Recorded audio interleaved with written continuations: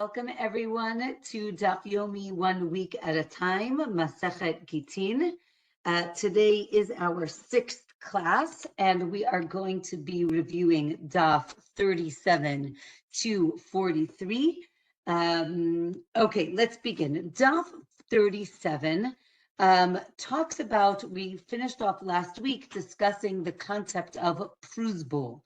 If you remember, the prusbul was a takana, a decree that was made in order to help both rich people and poor people, meaning both the lender and the borrower, so that loans would not be canceled during the seventh year, during the Shemitah year. And it prevented the loan from being canceled, but also it encouraged people to still give out loans because they knew it wouldn't be canceled. So the Gemara in Daf 37 tells us that orphans do not need to sign a prusbul because the court are going to take care of the orphans and will make sure that that they are taken care of. A prusbul can only work if the borrower owns land, even a very small amount, even if he can use the lender's land for his potted plant. All of this is enough for there to be a prusbul to be written. From here, the Gemara discusses stories of different sages that verbally agreed to a prusbul without writing it down. And the Gemara teaches us that this will make, it is a valid prusbul, even though it wasn't officially written down. Even if the guarantor has land, so then you can still write a prusbul.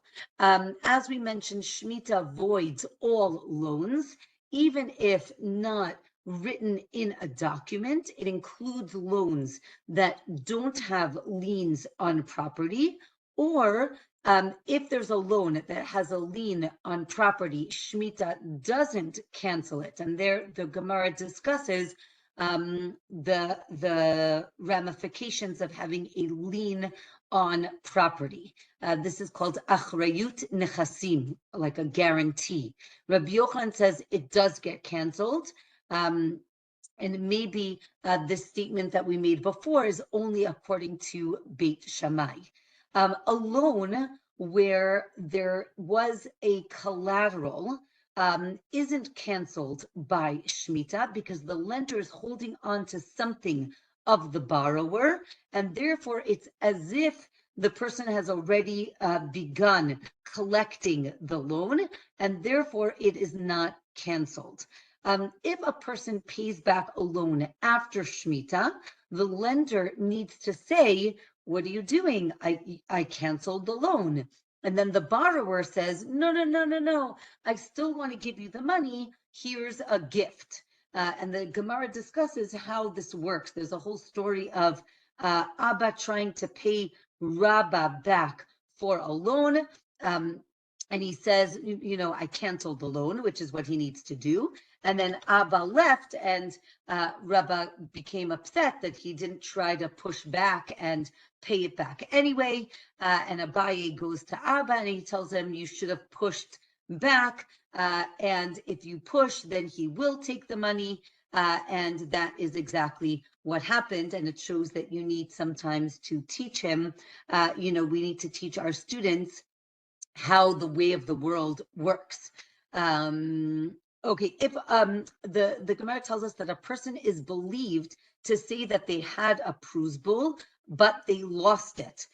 The court can even suggest to people, did you maybe have a prusbul and maybe you lost it? Maybe that's why you don't have it. And there's a machloket whether the court can initiate that or not. Let's continue to the Mishnah on Daf 37. The Mishnah says, we're now going to discuss slaves, it's important to recognize that slaves, when we discuss slaves, we're talking about what's called Canaanite slaves, meaning slaves from the Canaanite nation. That was the nation that was living in Israel when the Jews entered the country, and there is a commandment that says that these slaves need to be owned, meaning we need to enslave the people of this land in order to that they understand that this land is really ours. I think that there's, we can have a conversation at the end in terms of obviously, I think this is not really our sensitivities of a modern day sensitivity towards what is slavery and how we understand it. So it is important to understand that we, especially when the Torah was given and the Mishnah and the Gemara, I think already we see that there really isn't slavery. We do have one or two mentions of people owning slaves. But it's not definitely not a popular thing, and it is interesting to kind of think about what does it mean that the Mishnah and the Gemara speak about slavery so much. It is important to understand that there's a distinction between a Jewish slave and a non-Jewish slave. A Jewish slave is not owned by their master. They are working for their master, and only up to 6 years or till a Shemitah year, 6 years or Shemitah year, and then the slave goes free, the Jewish slave goes free. When we're dealing with a non-Jewish slave, that is not the case. Though we are going to discuss how a non-Jewish slave goes free. It is interesting to understand that when a person, again, in the time of the Torah, Mishnah, and Gemara, when a person owned a non-Jewish slave, that slave goes through a conversion process, which means that they are obligated to go to the mikvah. They're obligated to keep certain mitzvot, like a woman, meaning non-time-bound mitzvot. And when they go free, they actually become Jews. So it is interesting to understand that this is not slavery in the way we understand modern slavery. So that's just very important to understand. There is this idea that the non-Jewish slave is owned, physically owned, is seen as property of the master. And the person also has certain responsibilities to the Jewish people. So that is important to understand, and we'll see this as we continue today's daf and more in this masechet. So the Mishnah tells us that the Canaanite slave, the non-Jewish slave, let's say he was captured by somebody else, and then redeemed by another Jew, meaning let's say the slave was owned by Reuven, then he was taken captive, and now he was redeemed by Shimon, meaning we have a responsibility to redeem slaves that were taken captive. So let's say Shimon redeemed this slave. If Shimon intended to buy the slave, so then he remains a slave. If he redeemed the slave in order to free him, so then he goes free. Rabban Shimon ben Gamliel says, no, he stays a slave either way. And the Gemara is going to explain what we're talking about. So the Gemara says, was the original owner, Reuven, did he abandon hope of ever recovering his slave? This is called Yeush. Yeush in Hebrew or in the Gemara means lihit yaesh, means to give up all hope. This has legal ramifications. If somebody loses something, for example, and they give up hope, that means that they give up not only hope, but actual legal ownership of that item. If you maintain a hope, so then you maintain ownership. So here the Gemara says, did Reuven have Yeush? Did he give up hope of ever finding his slave?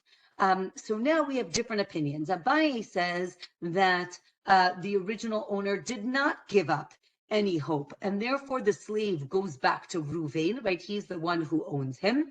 If Shimon meant to free the slave, so then he goes free.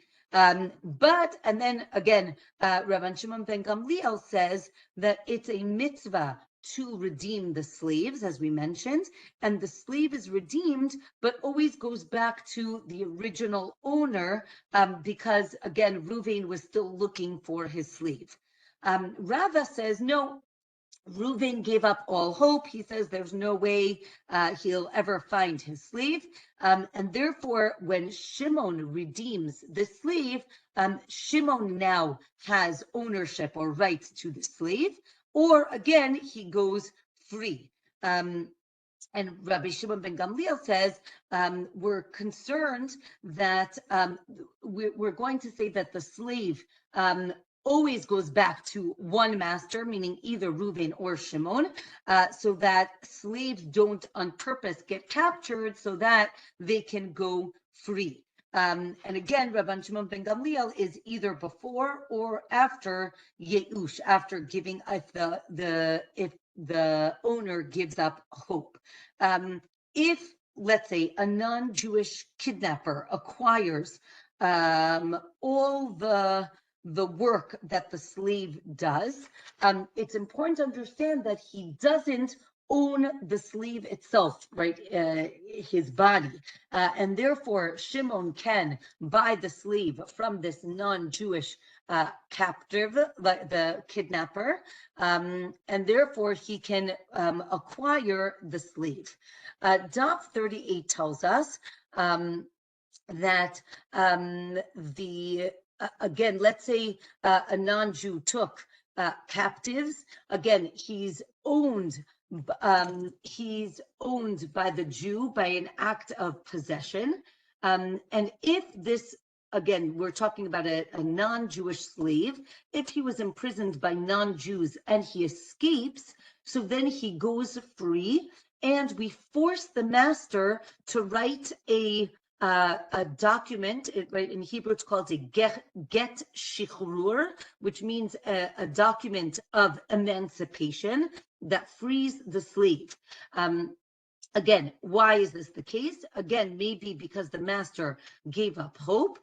Even if, right, and if he didn't give up, even if he gave up hope, he is set free. Again, an escaping prisoner is really a death sentence, right? He could be captured and killed, and therefore we let him go free, and he is not returned to the original owner.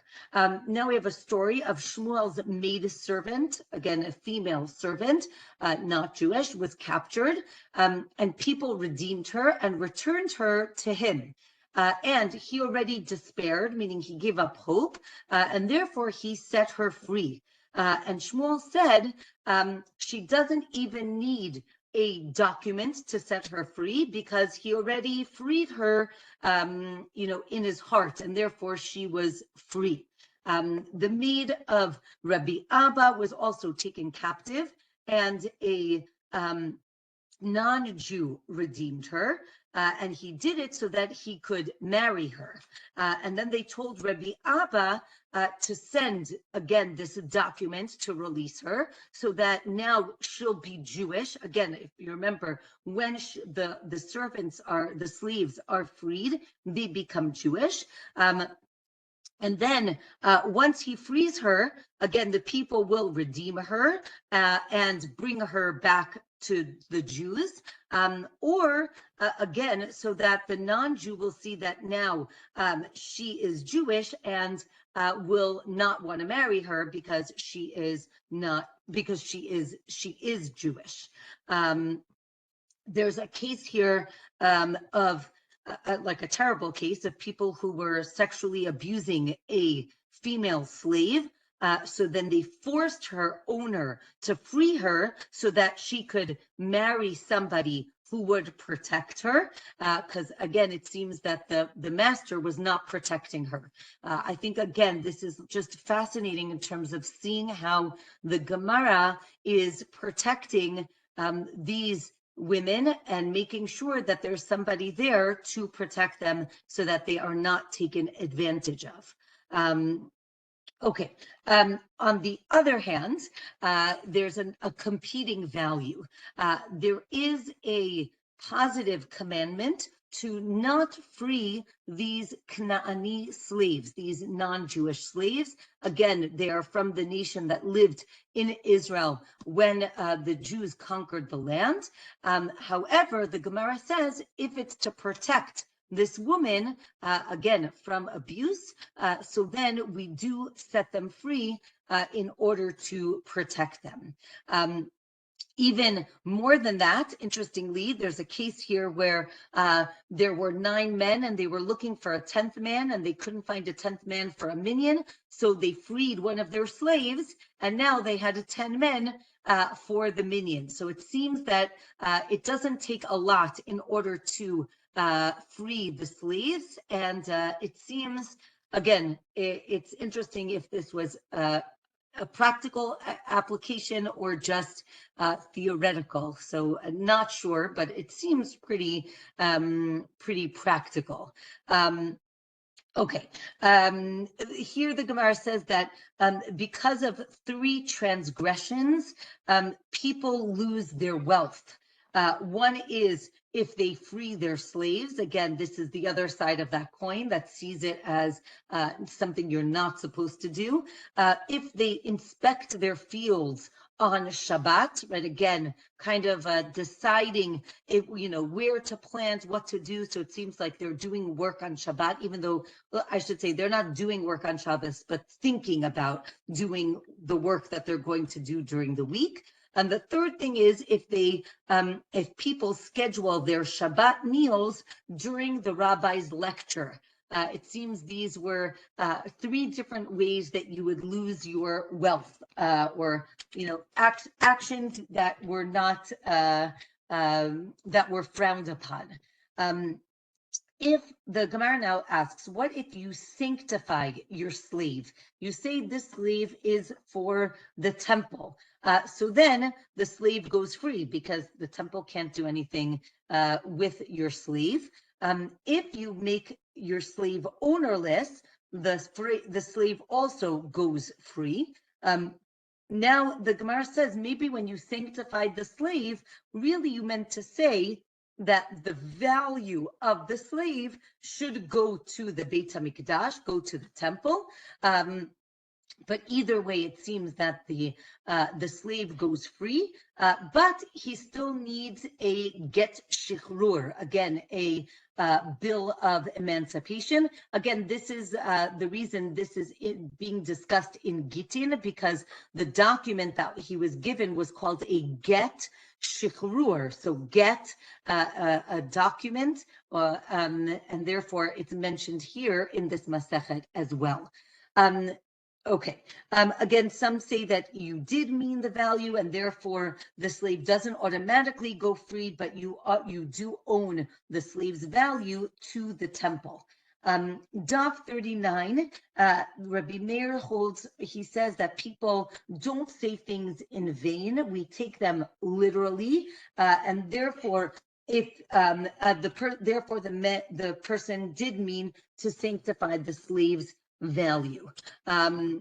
Okay. Again, now here there's a whole discussion here if you can sanctify your slave, right? Is the slave seen as property? Again, property here means like land. In Hebrew, in the Gemara, it's referred to as karka. Karka is land. It is immovable property, as opposed to metaltalin. Metaltalin is movable property. Slaves are seen like karka in the sense, even though they are movable, they are closer to land in the sense of how they are bought and transactions that deal with slaves. Okay, so from here, the Gemara, since it's talking about slaves who are seen as on one hand like land and on the other hand like movable objects, there's another case that is brought up that's similar, right? If let's say you talk about the grapes on a vine, right? If they're on one hand they're attached to the ground and therefore maybe they're like land. On the other hand, they could be removed. And therefore, are they seen like movable objects or not? So the Gemara discusses that at the top of Daf 39. Okay, as we mentioned, Rav says that if you free your slave, right? Let's say you say, okay, that's it, you can go free. The slave is free, but he still needs that document, the get shichrur. Rabbi Yochanan says, Rabbi Yochanan heard that Rav holds like him, and there's a discussion in the Gemara how he heard that idea. Okay, so now it's important to understand that when someone says you're free, so that works. The master does not own the slave anymore. Here we're talking about the possession, the monetary aspect of the slave. However, in order for the slave to now become Jewish in the sense really Jewish, they need the get shichrur. That document makes the slave now Jewish, and therefore he can marry a Jewish woman. So here the Gemara talks about those two aspects. On one hand, the monetary side. On the other hand, the what's called the prohibitive side, the prohibition. Till he gets the document, he cannot marry a Jewish woman. So here, the Gemara talks about a convert who dies. Generally, when the Gemara speaks about converts, the case is a person who doesn't have any relatives. In general, again, a convert could have relatives. A convert could get married to a Jewish woman and have children. But in general, any Jewish person, if they pass away, has some sort of relative. It could be an immediate relative. It could be a distant relative.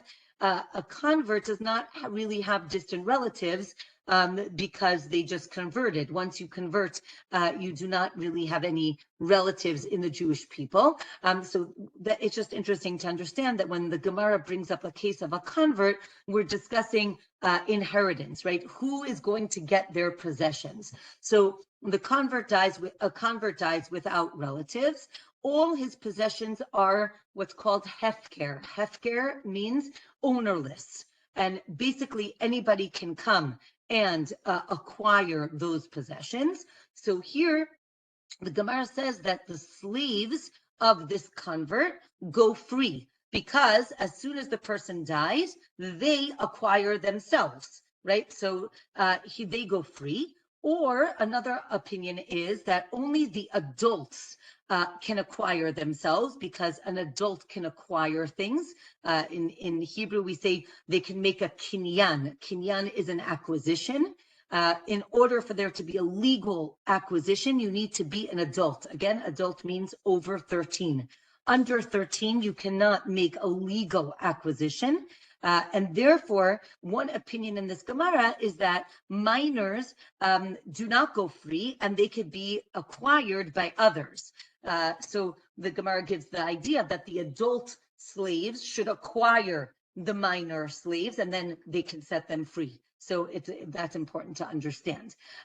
So now the Gemara says, wait a minute, how did the adult slaves go free? Nobody gave them a get shichrur, right? They didn't get any document. So the Gemara says, and I think it's a beautiful way to understand this, that it's like a woman, right? A woman how is a woman freed, right? Or how does she end her marriage? Or how is her marriage ended? Either with divorce, right? A get, the document, or her husband dies, right? She's widowed. So too, the Gemara says that death releases the slaves as well. They do not need a get shechrur. Once the master dies, they acquire themselves. However, it is important to understand that if they're owned by Jews, meaning Jews from birth, there's always going to be someone who inherits them, right? So if it's not a child, it could be a parent, it could be a sibling, it could be a cousin, but someone is going to inherit this person, and then they inherit the slaves as well. Okay. If, however, the slave was freed before the master died, and then the master dies, now they're messed up because really they started the process. They needed the get shichrur, and now they can't get it because the master dies. And this seems to be a complication. Okay, let's have a case. We have a case of a slave who's being freed. Again, as we mentioned, that releases the monetary connection, and then the document, the get shichrur, releases the prohibition side, the isur side, and that makes him Jewish then. Okay. Another case here is that a slave can pay for their own freedom. Or, right, again, they get then they still have to get a get shichrur, and then they're fully free. But if the master frees them, he still, again, is not fully Jewish till he gets the get shichrur. Okay. The next case is the master's on his deathbed, and so this was a very sad case. So this master's on his deathbed, and he wants to free his maidservant, a female slave. So he basically throws like an object at her so that she can like pick it up. This is what's called kinyan chalifin, which means it's a type of acquisition. Kinyan is acquisition. Chalifin means like from the word lehachlif, like it's changing one thing for the other. You pick up this cup, and then I acquire something else. So usually we actually see this done.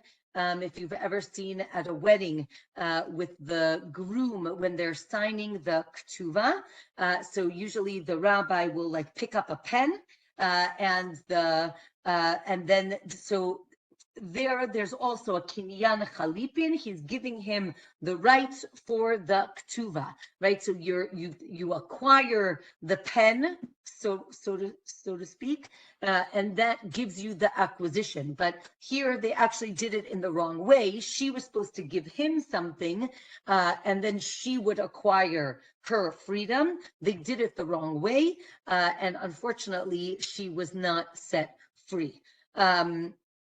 Okay, Daf 40. Okay, let's say a slave marries a Jewish woman in front of his master. So here we say that, and the master doesn't say anything or is involved, or he sees it happen. If the master doesn't say anything, so now the slave goes free. Because if the master didn't object, that means that the master thinks that, he can go free. Again, in order for the slave to marry a Jewish girl, he needs to be freed. So it seems that this seems to be the opposite case, but that's what happens. Or again, if the master writes, let's say another case, the master writes a betrothal document to a betrothal document to his maidservant. So then it works, meaning the only way he can betroth his maidservant is if he frees her. Or maybe it doesn't work and we don't assume that he is freeing her. Okay, again, let's say he says, you're free and you're betrothed to me. Again, if he's speaking to his maidservant, that seems to work. Another case is if the slave puts on tefillin in front of his master. As long as the slave is owned, is in, I guess, bondage, as long as he's a slave, he is exempt from putting on tefillin. He's like a woman, right? A woman also is exempt from putting on tefillin. It's a time-bound commandment.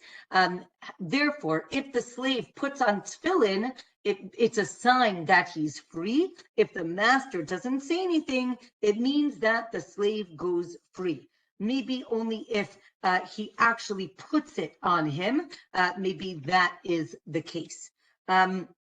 Let's say the master's on his deathbed and he says, don't be mine right after my death.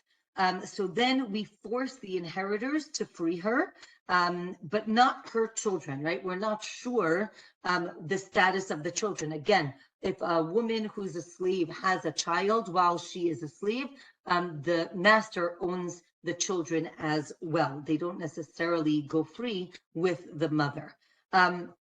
If a person freed a slave, as we said, he needs a get shichrur, he needs the document, but he can't write it. Interesting, he can't write it anymore because he doesn't own him anymore. This becomes extremely complicated, and therefore don't do it in two parts, do it in one part. Let's say a slave is owned by two people. Now we're going to get a little complicated. And then let's say one person frees his part of the slave. Now the slave becomes half slave, half free. And this creates a lot of confusion because this is very difficult, right? He's half Jewish, half slave. That doesn't work. We actually force the second owner to free him as well. This is very complicated. And now we're going to get a lot of cases like this, but in a little bit. First, we have a case of a person who says, I made this slave free. So then that works, it's valid. Let's say he says, I will make him free. So then the slave acquires himself, or again, he needs to wait till he gets the paper in hand. Let's say the slave says, I don't know what you're talking about. I was never freed. So then we assume that he gave the document to a third party and the slave doesn't know about it, but we say that the slave is free anyway. If he says, I gave him the document and the slave says, I never got it, we actually believe the slave over the master. Again, don't forget, it seems, right, again, in general, I can't make generalizations, but it seems that it was important to take care of your slaves. We'll see in a little bit that if you harm your slave, the slave actually goes free. So it was very important to treat your slaves with respect and with enough care so that they were not abused. But again, we have a lot of different cases. We'll see more. Let's say okay, let's go to the next Mishnah at the bottom of Daf 40. The Mishnah says, if the master makes the slave collateral for a loan that the master took out, this is called an apotki. So if, let's say, the master uses the slave as collateral for a loan, and then he frees the slave. So then the slave isn't obligated to anything having to do with this loan, according to the letter of the law.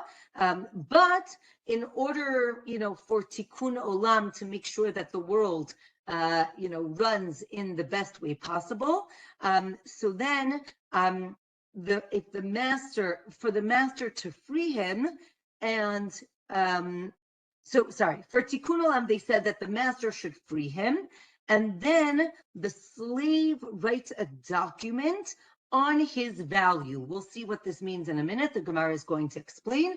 Rabban Shimon ben Gamliel says that the master needs to write the document for his value, and we'll see what this means. Okay, so we have a few options. The Gemara says one option is the first master, meaning the person who took the loan, the debtor, he frees the slave, and he doesn't owe the second master, meaning the lender, anything. But for tikkun olam, we force the lender, right, to write, again, lender, the second master, the lender, to write a get shichrur, an emancipation document for this slave. But then again, now the slave goes free, so the slave owes the lender money for his freedom, right? Because he didn't have to let him go, he lets him go. Therefore, the slave should compensate the second guy, right? The lender.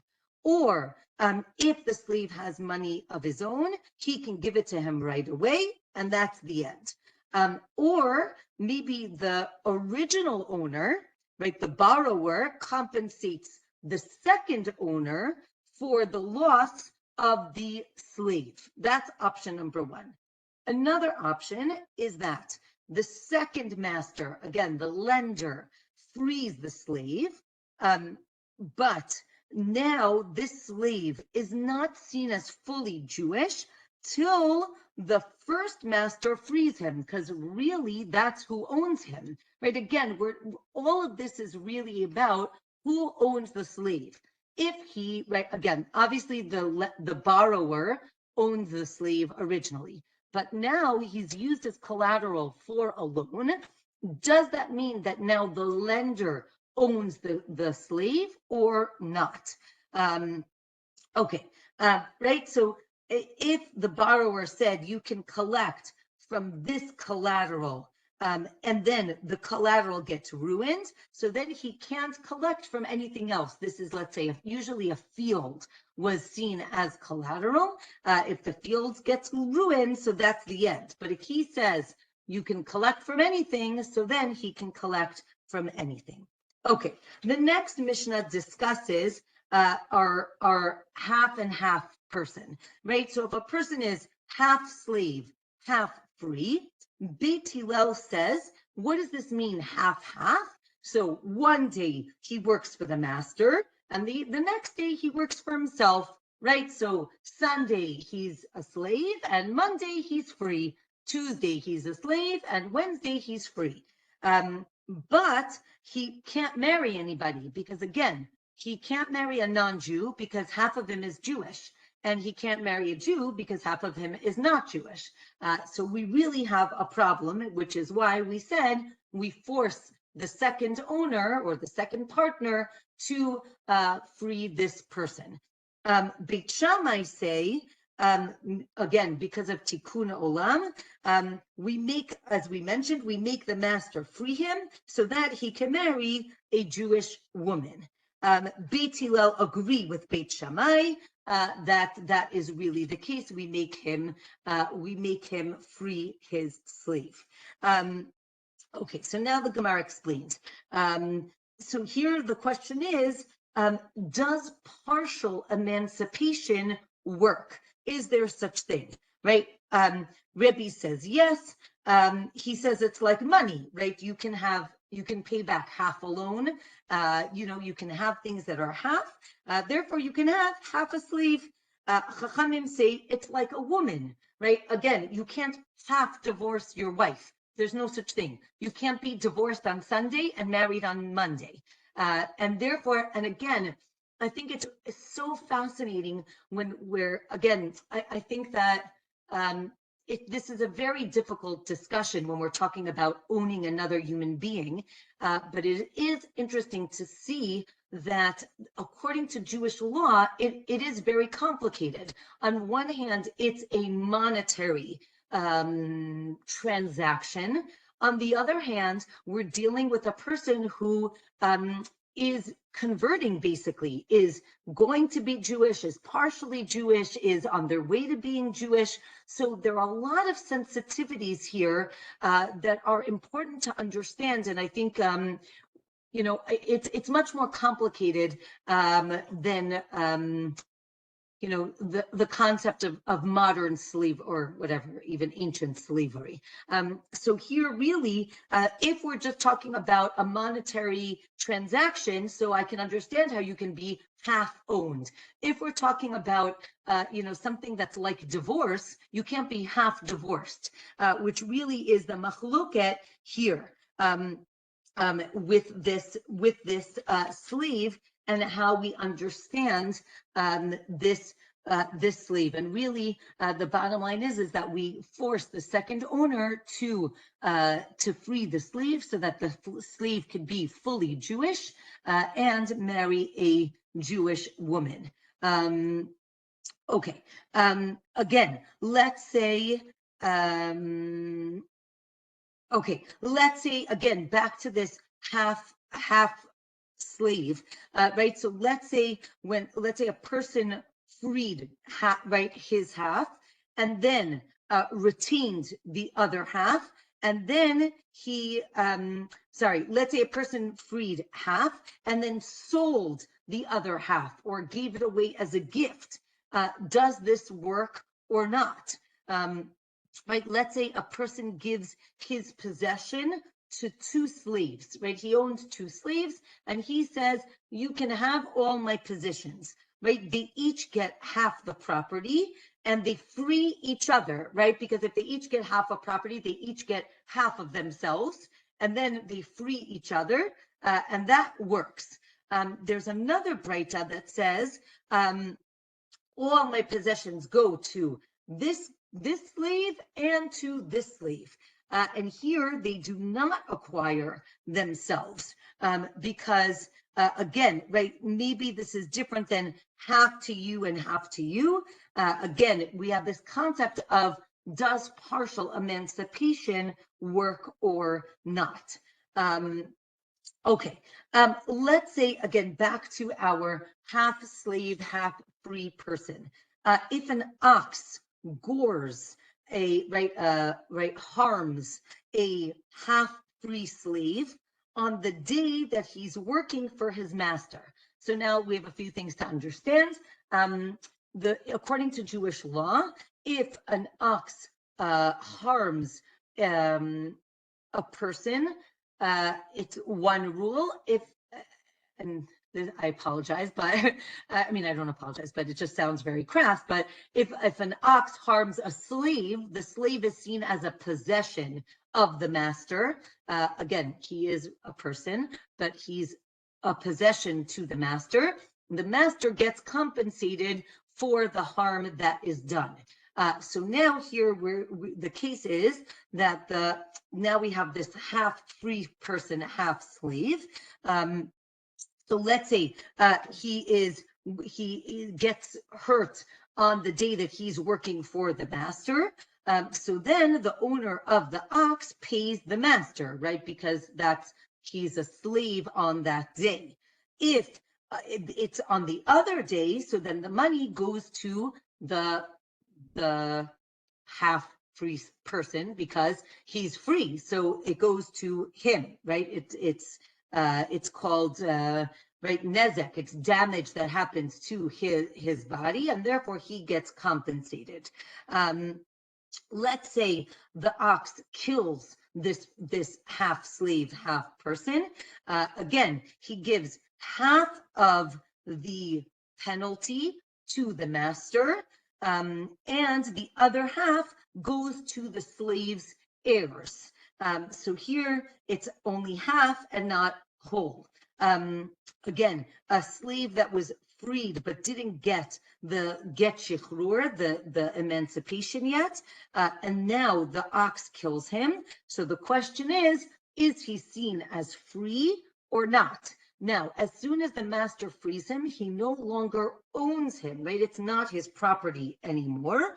And therefore, maybe the owner, the master, doesn't get any of that money, right? And here the Gemara explains that if a master causes a slave to lose an eye or a tooth, okay, a tooth, which is not a lot, I mean, it's a lot, but it's not a lot. If he causes either one of those things to be damaged or fall out, the slave goes free. So again, I think it really shows what the relationship was between the slave and the master. And here the Gemara says that if he loses an eye or a tooth, he doesn't even need the get shichrur. He is freed automatically. If he loses the tip of a limb, so then he goes free, and the master needs to give a get shichrur. Let's say, again, someone is waiting for their get shichrur. Let's say he was owned by a kohen, a priest. Can this slave eat truma? So it's important to understand that a slave that is owned by a kohen can eat truma just like everybody in his house. If he's free, then he cannot eat truma. So the question is, if he's waiting for his get shichrur, is he seen as free or not yet? It says that that again, it seems that he cannot eat truma because he is not owned anymore.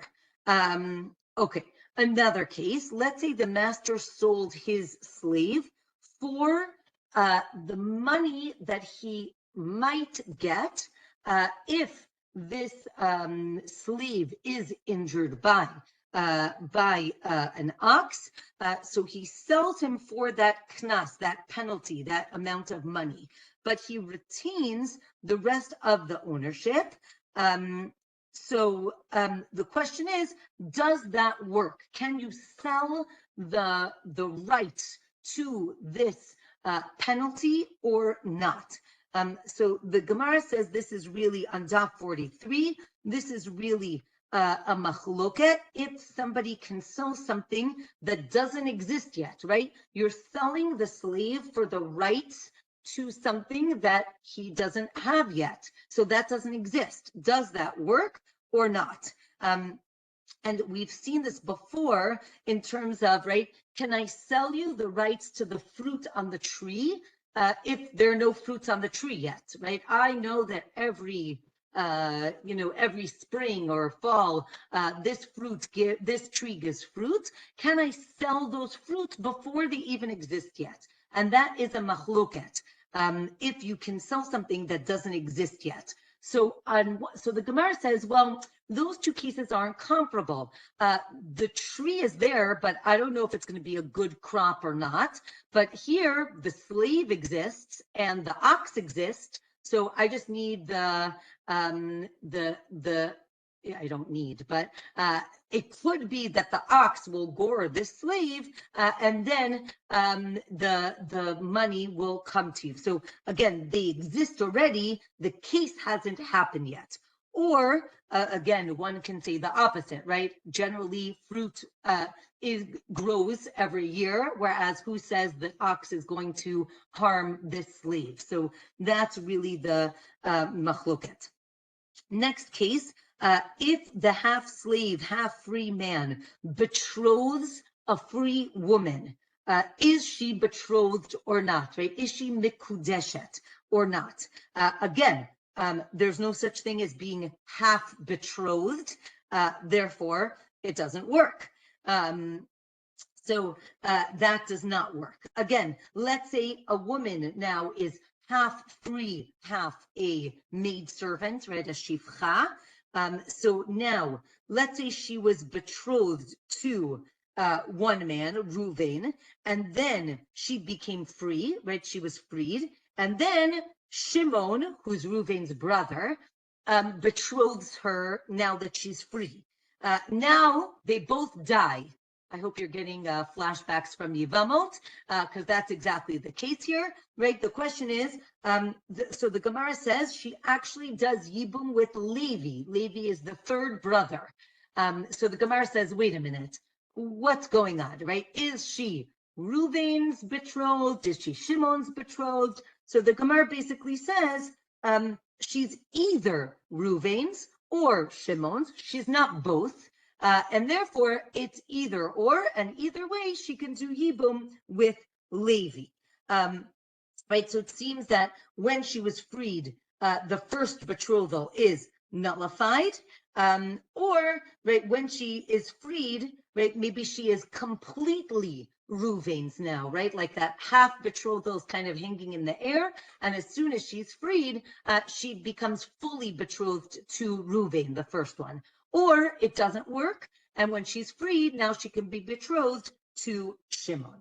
Okay, last Mishnah for today.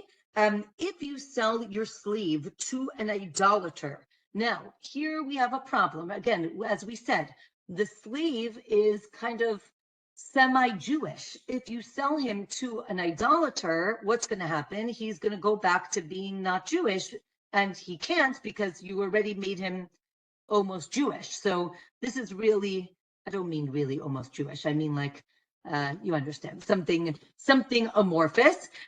So what happens? So let's say you sell him to an idolater or to someone who lives outside of Israel. So then the slave automatically goes free. He can acquire the work of the slave, but not his body. The slave owns the body of himself, and he basically loses, the original master loses the right to this slave. This is a penalty because again, the slave should be keeping the mitzvot, the commandments, and now he won't because he is owned by a non-Jew, right, or if you're making him leave Israel and he's not supposed to leave Israel, right? Jews, once they live in Israel, are not really supposed to leave Israel. So therefore, the original master is penalized. So the Gemara explains this. The first master has to write a get shichrur, again, the emancipation document, or he has to write to him, right, if you escape, so then I don't own you anymore, right? Meaning I have no like connection to you anymore. So if you escape, so then you're free. If the master used the slave as collateral for a loan that he took from a non-Jew, remember our other case was that he took, used it as collateral for a loan he took from a Jew. Now he's taking a loan from a non-Jew. Again, remember we said, we're not sure, right? It's a machloket, who owns this slave, the borrower or the lender, right? So again, here's another penalty for the owner, and the slave goes free. We don't want you, again, giving over the slave to a non-Jew. Let's say an idolater owns land in Israel, and a Jew is a sharecropper, right? So sharecropper means that the Jew is the farmer on this land, and he pays a portion of the crops to the owner of the field. In this case, it's an idolater. Or let's say he's a tenant farmer, which means that again, the Jew is the farmer, and he pays a fixed amount to the owner. Or let's say it was, again, Jewish ancestral sharecroppers, meaning this sharecropping agreement goes back generations. All of this fruit or all of the produce is exempt from maaser, again, from the tithes. Remember we said you have to give tithes if it's owned by a Jew.